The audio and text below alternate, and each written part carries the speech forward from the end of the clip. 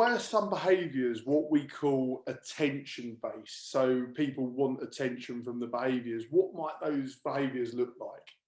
Attention maintained behaviors could be anything, right? In a previous video, we talked about topography. So the assessment is really important, and we'll talk about functional behavioral assessments. But attention maintained behaviors are those behaviors that get access to some type of attention. And attention could be very different. It could be a teacher talking to us. It could be a coworker having lunch with us. In our day-to-day lives, we might just ask someone, to talk on the phone. We might just call them, or if we need someone to help us do something, we might just ask them to do that.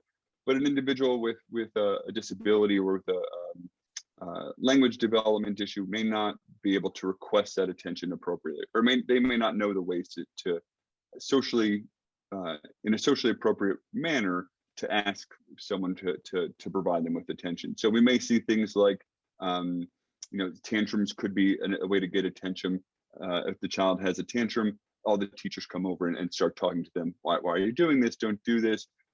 Someone could, in a different setting, maybe get very remote, right? They could go to the rooms by themselves, which could look like an escape behavior, but in reality, now everyone comes to the room. What do you need? Are you okay? So just any behavior that gets another person to be involved with you is an attention maintained behavior.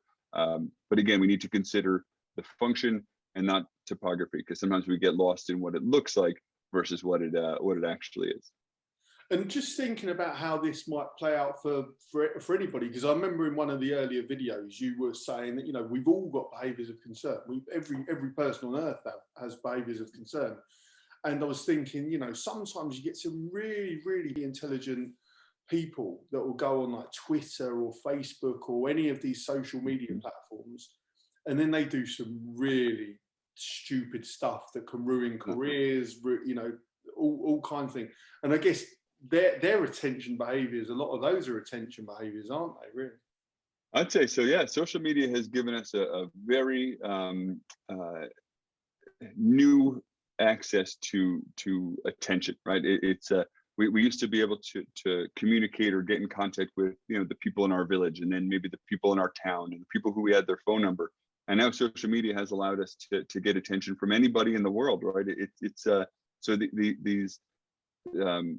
We can go into a whole nother conversation about reinforcement in likes of tweets and Instagram posts. But all those behaviors, right? We can argue that they're all attention maintained, that they're putting things out there to be reinforced by others, right? Through some type of attention, maybe just a like, maybe a comment. But you're right, social media and the internet has given us access to a lot of attention, and not always positive attention. But I think any publicity is good publicity in show business is the term, right? So maybe that's any attention is good attention for some. Thank you very much, Brian.